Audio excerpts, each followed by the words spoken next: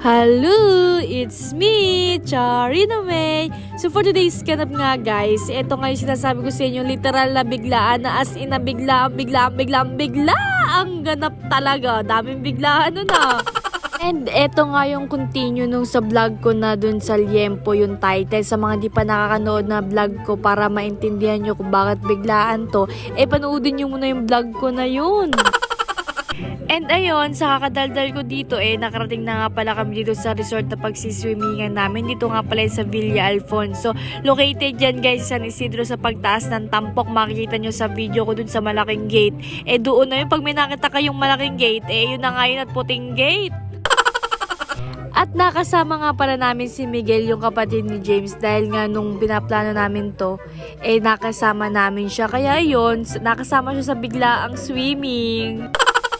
Sa mga malalapit dyan dito sa San Isidro, dito na lang kayo mag-swimming guys. Tingnan mo naman, malawak siya at may half court pa siya. At saka guys, talaga namang kahit anong gawin mo dito, walang magagalit. Pwede ka mag-ingay, ganyan. Dahil nga talagang private siya, so kung ano gusto nyong gawin nyo. Basta alam nyo naman siguro tama at mali. Legit nga talaga guys na kapag biglaan, talagang natutuloy no. Ayun naman si ate girl for the swimming talaga. Kasi guys, talagang sobrang init ng mga panahon na yan. Kaya naisipan din namin na mag-swimming kami. So syempre guys, biglaan nga kayo 5 PM na kami nakarating dito. Tsaka guys nga pala, hanggang 11 PM lang sila. Hindi sila pwedeng mag 12 AM or 1 to 2 AM ganyan. Talagang todo na yung 11 PM lang sila guys. At kaya kung gusto nyo mag-swimming dito guys, agahan nyo para sulit lang din guys. Kasi nga kami guys, biglaan lang kaya gantong oras na rin kami nakapag-swimming dito. Alam nyo guys, talagang marirecommend ko to sa mga barkada, mga family. Malaki kasing malawak tong lugar na to. Perfect to para sa mga ganong event guys. Kaya naku talaga guys, dito na kayo. Ako nga guys, talagang pagdating namin dito lumublob na talaga ako sa swimming pool dahil nga ako init na init ng mga oras na yan. Nag-ihaw pa nga kami ni Jim guys. So sabi ko, Diyos ko, deserve talaga natin na ganito mag-swimming at buti naisipan talaga namin. Nila lang pala na mag-swimming. Nung una-una guys, di talaga ako naniniwala na gusto nila mag-swimming. So syempre ako nakikisakay-sakay ako. Sabi ko, tara na ngayon na, ganyan. Tas talaga palang tinutotoo talaga nila nakapagplano na. So ayun nga guys, kaya ayun, natuloy kami. Mas maganda talaga pag may mga kaibigan kayo na G sa lahat, talagang matutuloy lahat ng mga paplanuhin, yung mga ganon. Syempre, as bigla ang ganap, ang pambansang ulam kapag magsiswimming ang adobo. Si James nga pala nagluto ng adobo dyan guys. At ay na nga, nagsilubluban na nga ang mga itik. Diyos ko day. Parang kanina lang nasa Panduko tayo, nagbubodal fight tayo ng Liempo. Ngayon, nandito tayo sa San Isidro, nagsiswimming na tayo. Iba pala makakakain ng Liempo ring mga kaibigan ko. Bigla-bigla nag-aayang mag-swimming. Pero guys, in fairness, masarap pala talaga pag biglaan. Yung dalawa naman na to, Diyos ko, apura sa video.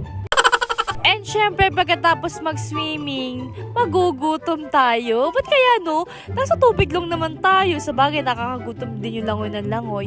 At ay na nga, nakaluto na nga si James, kaya magsisikain na naman ng mga iti. Kakain na!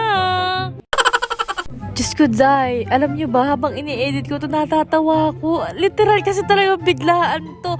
Oo, makulit na ako na biglaan ngayon nangyari na to. Pero, ang galing pala talaga nung pagkaganto. Wala lang, nakukyutan lang ako sa amin kasi nangyari yung gantong bagay na as in biglaan, ganun. Tsaka natapat na lahat kami ay free. Check na lang yan, tsaka Slovakia. Czech Republic. Ano na, haro? Go! Ganda! Andun na! Andun na! Ball siya, ball. Magbigay ng mga Mapapay ka namin. ibahin yung category. Grabe naman yan! Para si Marian, bago sayaw. Bored ang mga iti kaya naglaro ng pabubuhan challenge. Alam niyo ba guys ang pabubuhay?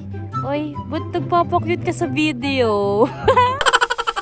At eto na nga guys, explain ko na nga sa inyo kung ano yung papubuhan challenge na nilaro namin nung nag-swimming kami guys. Mas okay to sa mga maramihan tropa na maglalaro na to guys. Kasi guys, yung papubuhan challenge guys, kuwari sa isang tropa nyo magbibigay ng brand ng sapatos. So syempre sa dami ng brand ng sapatos na yon, posible naman na lahat may makapagsabi ng brand ng sapatos.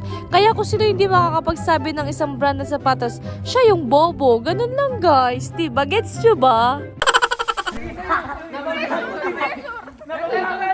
Hindi naman ako Sige sa'yo. Hindi naman. Sige sa'yo. Sa'yo. Hindi naman. Reklamo, nangawa. Sige sa'yo. Okay, iba na lang, iba na lang. Iba na lang. Alam na muna. Ay, nadami ko alam na ako na red na bagay. Red na para to. Red ako po. Kaya ba ta? Okay, magbigay. Halaman. Magbigay ng tao na nasa tiga pandukot lang. Sige. Ako pila ko na. 1, 2, 3. Pagano na. 1, 2, 3. Sponsing. Si Kim. Si Jela.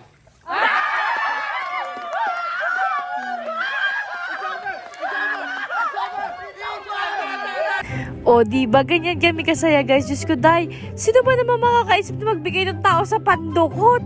Diyos ko, abe, oo, magahin kami dito. Hindi kami mauubusan na sasabihin sa tao sa pandukot. Sa dami naman ng tao sa pandukot, eh. At ang pinakamalungkot na part nga yung ito na nga, nagbanlaw na kami dahil tapos na nga kami at uuwi na nga kami. Ayan guys, nakapagbanlaw na nga yung iba. At eto na nga at pauwi na nga kami. Tapos na nga yung bigla ang swimming namin. Ang saya guys, no? Guys, share nyo naman yung vlog ko guys. Nagbabalik na nga si Hello, it's me, Charina May. Thank you guys. Mwah!